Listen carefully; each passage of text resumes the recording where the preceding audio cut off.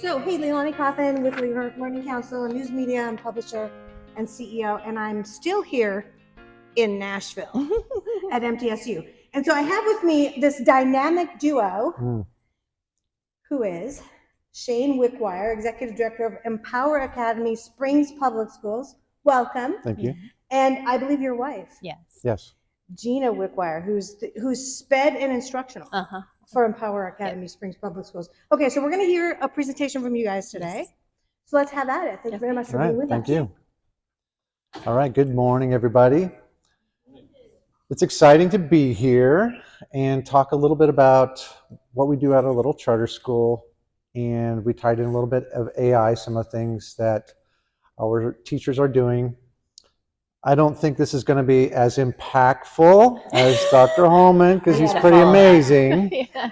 But we'll try and give you some little nuggets to take with you. Yes, these are nuggets. We are a small little charter, first year in Middle Tennessee. I think everybody's coming from more traditional districts, big school districts, maybe smaller. Charter schools aren't scary monsters. It's just about parent choice. So we want to introduce a little bit about what we do as a charter school and how we're bringing in AI. Now, it says harness AI.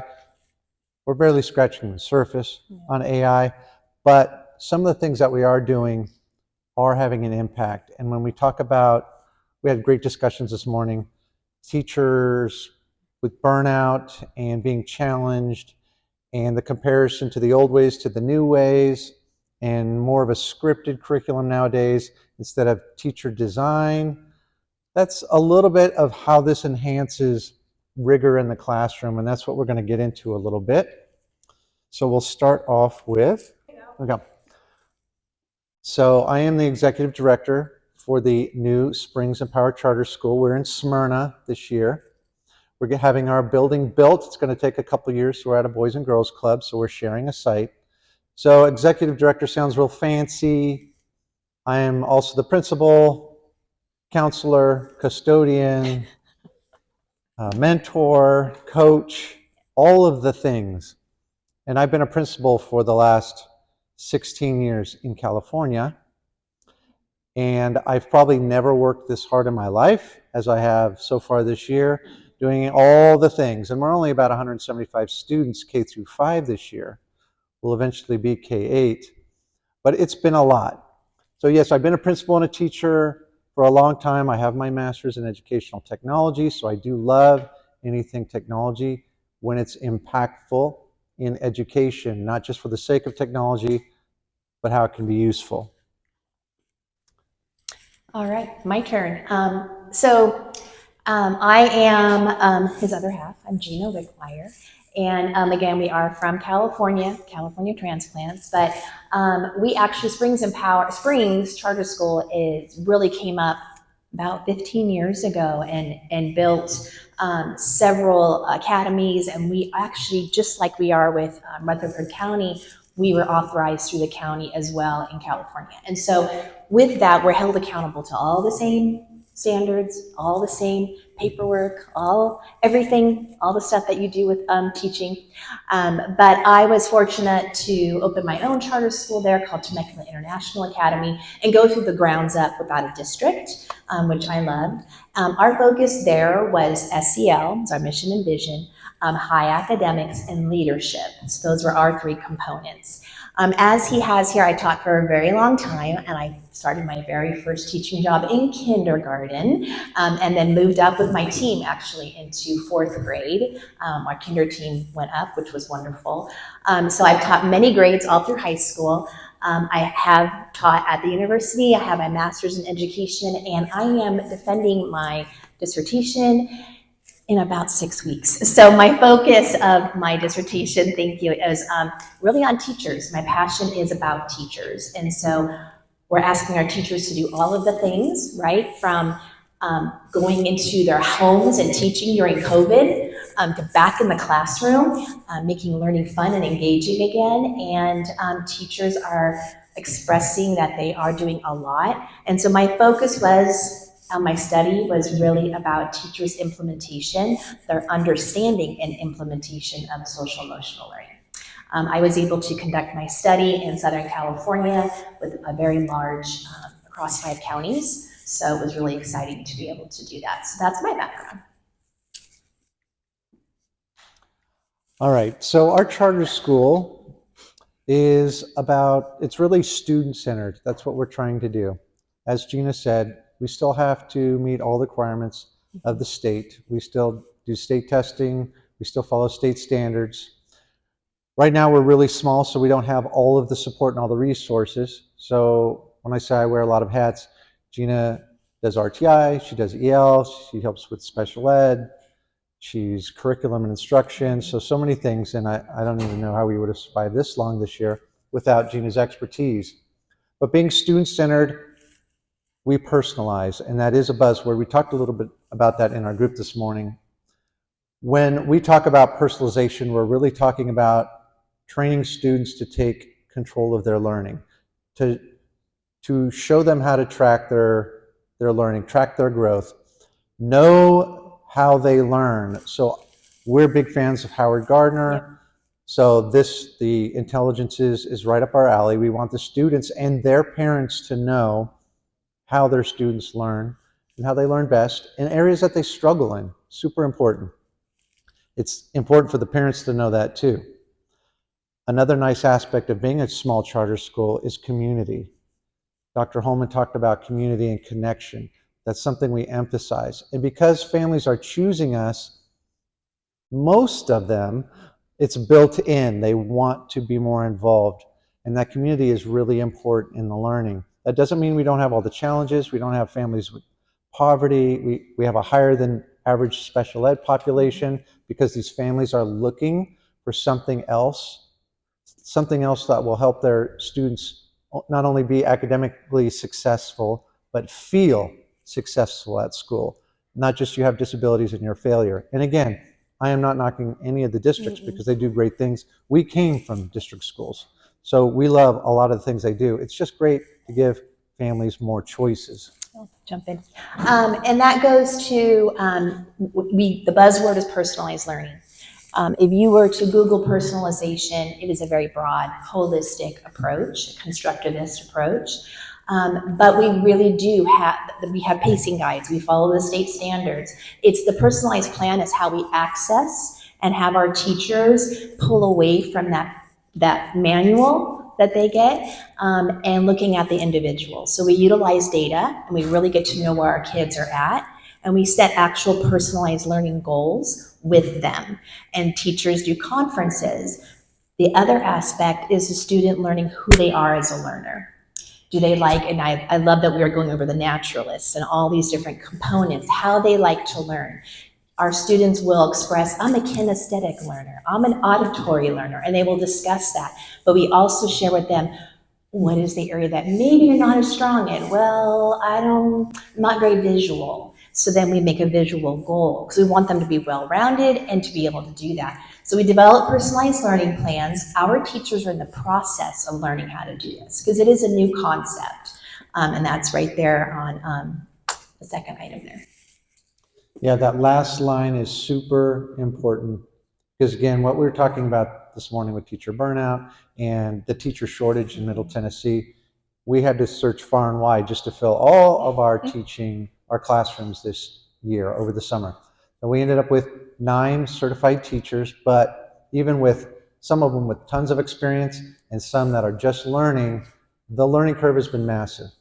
And again, we don't have all of the resources, so what we found early on was even classroom management was a struggle, even for experienced teachers, because they've been used to being at a bigger school. I can send this kiddo out. Oh, RTI, I can send that kiddo out. EL kiddos, I can send them out. Right. And here, you are the full package.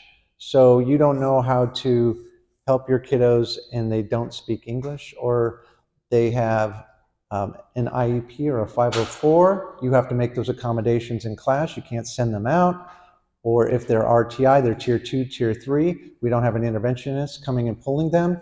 You as the teacher. So the learning curve to train them to be personalized, but also to be that all-in-one teacher again, has been a big challenge. So we had to sort of step back from our big plans and get back to teaching 101 and build from there. And the students and the families, this is a fairly new concept as well. So we have to train them along the way too. So this year has been very eye-opening, but we're working toward it.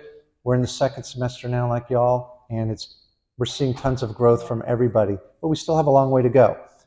But when I say the lesson plans have to reflect that student-centered approach, that's where the AI comes in. I've seen my teachers trying not to kill themselves when I say, we want to see lesson plans, we want to see how you're personalizing, and then I want to come in the classroom and see it. I want to help mentor you along those ways. We do. When they're harnessing AI a little bit to plug in what they need to do, and then it kicks out detailed lesson plans, that's just making their job a little easier, and it's also adding enrichment to those lesson plans. And I'm seeing the results of those in the classroom, and that's exciting because as we personalize, you get to know your kiddos, and you want to do a specific lesson on motocross for this kiddo, get them inspired to do this writing lesson.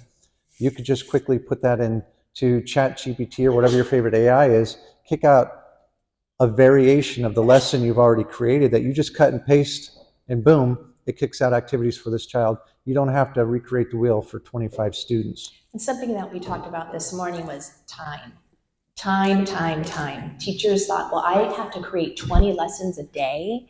That's not what we're talking about. We're talking about taking the time. You're almost a doctor in your classroom. You are diagnosing your children. The parent is relying on you to be diagnosing, in a sense, of what their learning style is, their learning needs, what are the gaps, but also, number one, their passion to ignite that for learning.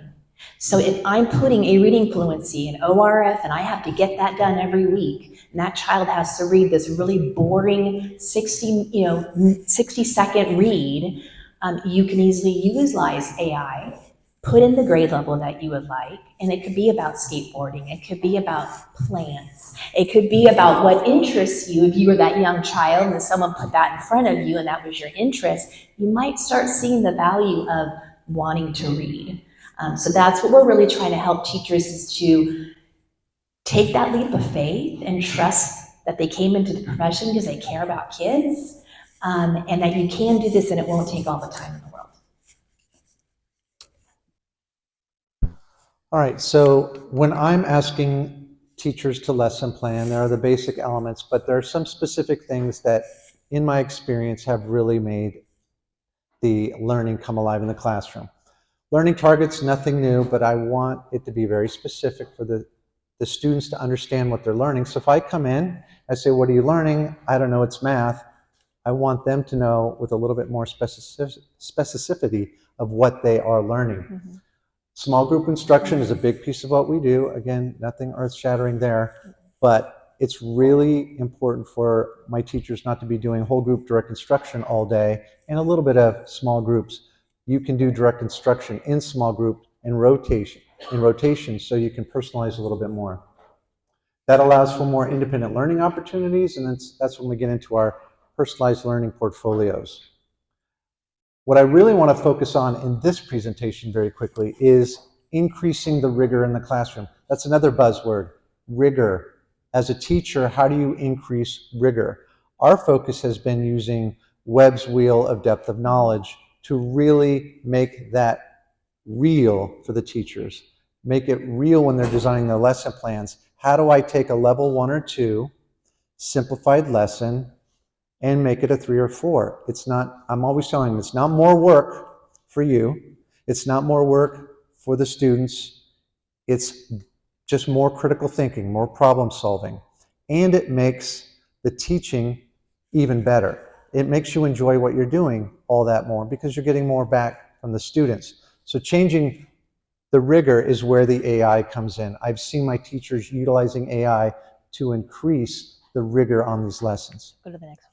We have 5 minutes. So when I say running it through AI, I just kind of came up with, you're putting it through the spin cycle. So you enter your lesson in there, you put exactly what you want it to do, and then it kicks out this beautiful lesson that you can custom paste into your template. So since we're talking about DOK, I see a lot of that with my teachers, just, take out the worksheet, work on that, memorizing spelling words, very rote, traditional ones and twos. How do I make that a 3 or 4 without having to spend an extra couple hours every night to do that? You can put it into your favorite AI and say, I want a level 3 DOK lesson or a level 4, and out it kicks. And I just brought up some examples. So a 3rd grade lesson in math, what that would look like. You put this into I think this was Chat GPT. I want a level 3 DOK, and it kicks out the objective, the materials, the different activities you could use, making it more relevant with a real world scenario, creating visual models, class discussion, and even an exit ticket. Yes. All of this in a matter of seconds for the teacher to then implement in the classroom. And once they get better at it, you start to see those lessons coming alive. And it's like, wow, I've seen your lessons just the last couple of months completely change and transform in the classroom. Mm-hmm. And it might be like, well, I've been working with or it might be, well, I'm actually using ChatGPT. Like, you're cheating. Well, tell me more, right? I love that. Tell me more how you're using that, because I'm not so much concerned in the method, but the result. So I love that you're using technology to improve your craft in the classroom. Mm-hmm. So just more on, this is from one of my teachers, how she goes through and does it. She just took some pics because I said, okay, you're one of the best at this. Show us how you're doing that. So she sent me some screenshots of when she's transforming a lesson and what that looks like for her and what it kicks out. Now I want this to be level 4. Now they're doing more analyzing, compare and contrast, creating something new, putting themselves into the situation, just thinking about it differently. It's not more work. Again, it's not necessarily more challenging, it's just more critical thinking. Let me jump in real quick. The other thing I liked about this is it wasn't just popping out another worksheet. Yes, the teacher might have to do some prep or planning, but it also could be an activity she sets up for the week as a center. And so even though, yes, we have curriculum, we have all these different types of things, but what we're really finding is that students are coming in wanting immediate gratification, want the answers quickly, and they're more disengaged now than ever. So this really does, she can really harness it to maybe a topic or an idea for maybe even just a small group of students, or the students can put their 1 through 3, these are my top favorite topics, and then she can come up with that and pop it in. So she loves math and science as teacher as well, so she knows that we are looking for a lot of STEM activities as much as possible, so she's found this to be very helpful. The last thing I want to leave you guys with is, in this post-COVID world, and we talk about how much education has just changed in the last few years, and this is where Gina's PhD is coming in so handy, just what she's been going through and talking to teachers and students, is that engagement is dropping. Students are less engaged in what the teachers are presenting, so the learning has decreased. So how do we increase engagement and rigor? We have to connect with their interests. Mm-hmm. And using AI for that will make a difference. And again, we're just scratching the surface, but some teachers are doing amazing things. So when you see that happening, have them share with others what they're doing, how they're doing it, because it really will increase engagement in the classroom. Thank you very much. That's it. Thank you. Okay, so who has a question before you guys go off? Yeah. I have a question about your school, really more than using Okay, AI. yeah. I'm interested in the number of students that you have, the number of teachers, and what has been the biggest thing that you've noticed in going from a large district to a small school in its first year? That's a great question. We have 175 students, K through 5 this year. It's 9 classrooms. Next year, 5th grade will be 6th grade, so we'll have another classroom. And the biggest challenge has been, and I think I've mentioned this, it's been the learning curve for the teachers, even experienced teachers, coming over with, it's a smaller school, and you think, oh, small school, it's very holistic, but without all the resources. So we don't have all of the different people, personnel resources that maybe we take for granted in the schools, the big schools, and it comes in very handy. Just hearing about what is happening in Nashville Metro, some of the great ideas, handling behavior issues and counselors, we don't have all that. And that's been a challenge because a lot of the teachers are used to that. So having to do it within their own classroom, handling the behaviors, not just sending them to the office or to a person. And like I said, RTI, SPED, those has been some huge challenges. Our SPED population is a little higher, our ELs are a little lower because we don't have transportation. I think that's a big piece of that. So it's all parent driven to come and go. But that learning curve, teaching our philosophy at the same time dealing with these other issues that are just mainstream teaching 101 things that some teachers began to take for granted, that someone else was going to handle these particular issues in the classroom or challenges. One thing. They have to do that themselves. We also, we call them ACEs. So we have assistant classroom educators, kind of like your paraprofessionals. And we really try to look for people that want to go into the teaching profession. And we developed that in California where then they can go into a teaching credential program and that kind of thing. So we do have ACEs in the classroom. But I think one thing I hear more than anything is just this, I really have to know the kid and I really have to know the family. And that's what the family came to us for. That's what they're looking for. So it's back to, I'm not off on my own and there's an SRO and parents aren't coming in. It's very much a community involvement. And I would say a lot of accountability on not just the administrator and my part, but also the parents. Okay, so this has been awesome, right? Yeah, this is great. This has been awesome. Okay, so we're gonna have more questions for you guys later after we go through some of the data that I'm gonna show you guys. And I'm sure you guys will have more questions for them because they're in the new environment. But this has been great. Let's give a round of applause. Thank you. Okay, thanks so much.